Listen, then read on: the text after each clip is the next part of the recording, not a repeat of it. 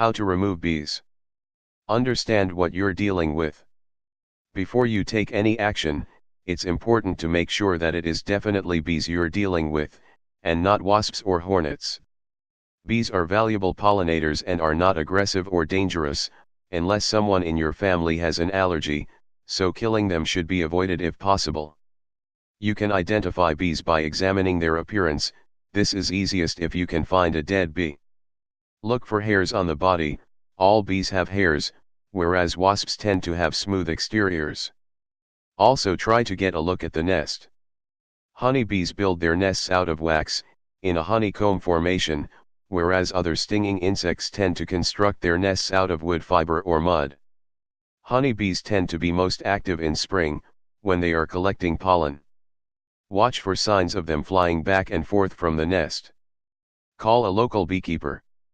If you have confirmed the presence of honeybees and have identified the location of their nest, they prefer enclosed spaces like wall cavities, roofs and chimneys. Your first step should be to call a local beekeeper. Not only will they be happy to remove the bees, but you could also be saving an endangered species. Honeybees are disappearing rapidly, and without them to pollinate, every plant on Earth may be affected negatively. Beekeepers will often physically remove both the bees and their hive, without needing to exterminate them. They may do this for free or they may charge a fee, depending on the location of the nest and the effort involved in removing them. In some places, they might even pay you. The beekeeper will usually cut out the honeycombs with the brood inside and place them in frames, which the beekeeper can later transfer to his/her own hive box. However, if the nest is difficult to reach, the beekeeper may use a special vacuum to suck up the bees without killing them. If the nest is behind a wall, you may need to call a contractor to knock down a portion of the wall to give the beekeeper access to the bees. As the homeowner, you will need to cover the cost of this, and any repairs that follow. The bees are likely to become agitated as the beekeeper is doing his/her job. Therefore, it's recommended that you keep your family, especially any children or pets, inside until the job is complete. The beekeeper will be protected by their beekeeping suit. Call an exterminator. In some circumstances, local beekeepers will be unwilling or unable to remove the nest. They may not have room for the bees, or the effort required in removing the bees may not be worth their time. If this is the case, you will need to call a professional exterminator, who will generally kill the bees before removing them. Exterminating bees can be a difficult job and might involve a hefty fee. The exterminator will usually use a pesticide to kill the bees. However, it is important to be aware that this will usually only kill the bees near the surface of the nest, and new pupa will emerge within a couple of days, so you will need the exterminators to return 2 or 3 times over the next couple of weeks in order to completely remove the bees. Normally, the exterminators will only kill the bees, they will not remove the dead bees or the nest. Rather than just sealing up the wall cavity, it is very important to completely remove any traces of the nest, otherwise the bees and the honey from the combs could start to rot, producing a very bad smell and potentially damaging the drywall. Remember that the dead bees, the honey, and the nest have all been treated with pesticides, so you will need to handle them as hazardous waste when disposing of them. Then you will need to thoroughly clean the area with warm soapy water, and repaint if necessary. Trap the bees outside. Another option for removing the bees without killing them is to trap them outside the nest. However, this is a time-consuming process, so it should only be undertaken by homeowners who are not in a rush to get rid of the bees. To trap the bees, you will need an exit cone made from screen wire. The wide end of the cone should be secured over the entrance to the hive, while the narrow end should have an exit hole with a diameter no larger than 3/8. This allows the bees to exit the cone, but prevents them from getting back in. For this method to work, it is imperative that you seal up all other entrances, such as holes and cracks, leading to the hive, otherwise the bees will simply find another way in.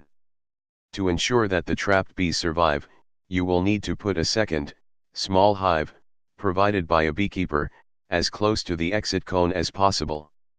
This small hive is known as a nook and contains a new queen, some honey, and a small number of worker bees. When the trapped bees find that they can no longer return to their original nest, they will join this new nest instead. Depending on the size of the original hive, it may take up to 2 months for the majority of bees to exit. The original queen will not abandon her brood, so you will need to inject some pesticide into the wall to kill her and any remaining bees. Use pesticides.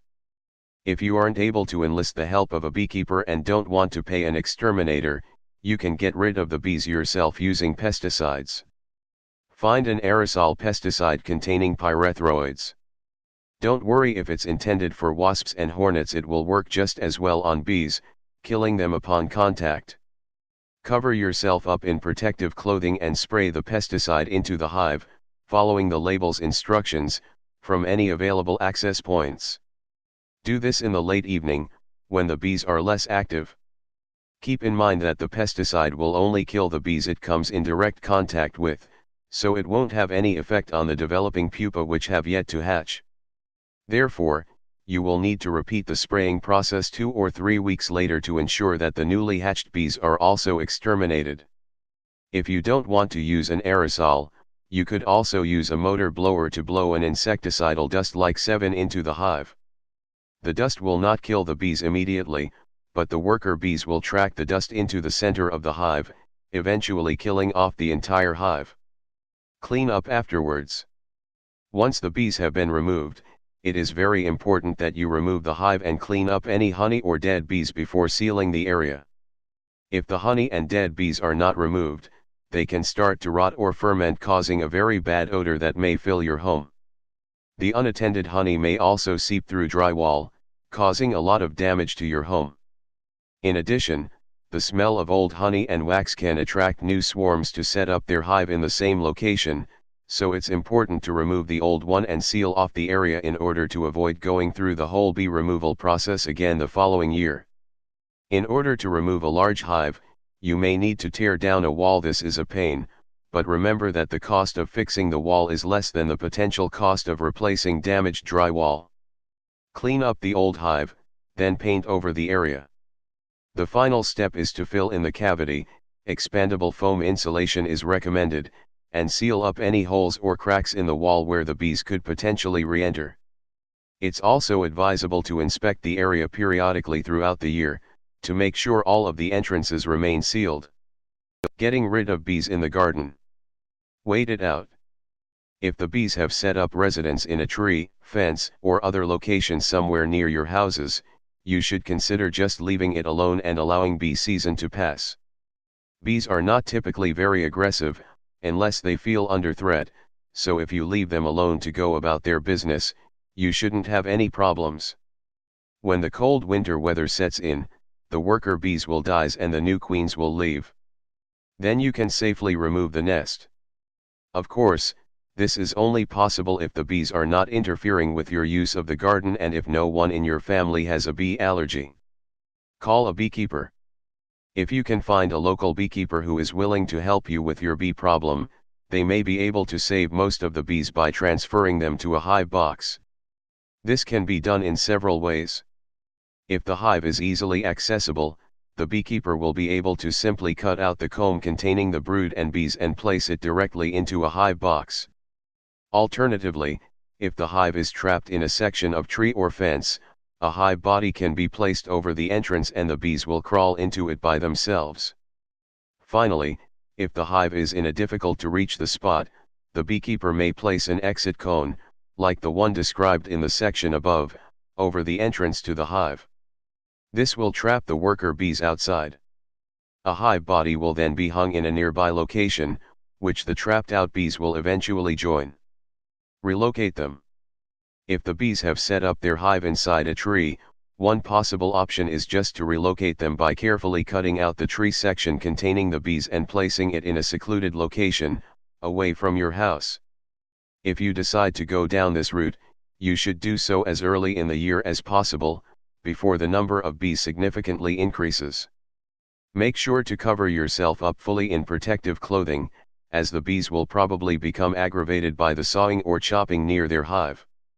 Choose the new location of the hive carefully. Don't place it on somebody else's land without their permission, and don't put it anywhere that someone might accidentally stumble across it. Use pesticides. If you do not have the time or resources to remove the bees or relocate them, you may have no choice but to exterminate them. This can easily be achieved using aerosol or spray pesticides. Spray the aerosol or sprinkle the insecticide dust into the entrance to the hive. Do this late in the evening when the bees are least active, while wearing protective clothing. You will need to repeat this process once or twice more over the coming weeks, as the hive's pupa are protected by a layer of wax, so you will need to wait until they hatch before you can kill them with the pesticide. Use dish soap and water. If you are opposed to the use of pesticides but still want to kill off the bees, you can attempt to do so using a solution of soap and water. The soapy water is able to penetrate the bee's protective waxy surface, essentially drowning the bees. Mix a solution of 1 part dish soap and 4 parts water and pour it into a spray bottle. Cover yourself head to toe in protective clothing, as the water will not kill the bees immediately and they will probably become agitated, and begin to spray the soapy water into the hive and at any visible bees. The soapy water will only kill the bees it comes in direct contact with, so you will need to repeat the process several times over to target as many bees as possible. Preventing the bees from returning. Seal up holes in exterior walls. The best way to prevent bees from setting up inside the walls of your home is to prevent them from entering in the first place. You can do this by inspecting your exterior wall for any holes or cracks that are large enough to insert a pencil through, then sealing them up with caulk. Fill wall cavities. You should also fill up any wall cavities this way. Even if the bees manage to get in, they won't have space to set up a hive. The best way to fill in wall cavities quickly and easily is to use expandable foam. Remove any traces of honey or beeswax. As mentioned before, bees are attracted to sites where other bees have previously set up their hives, as they can smell traces of honey or beeswax. Therefore, it's important to remove these substances completely after you've got rid of the hive. If the hive was outdoors, you could use a power hose. If it was indoors, you could use strong cleaning products and possibly paint over the area afterwards. Use natural bee repellents. Another simple way to prevent a future bee infestation is to use natural bee repellents to deter them from building a hive near your home. Try one of the following.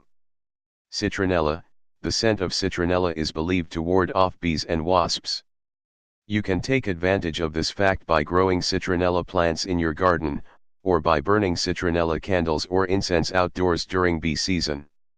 Cucumber peels. The peelings from a cucumber are also believed to naturally repel bees.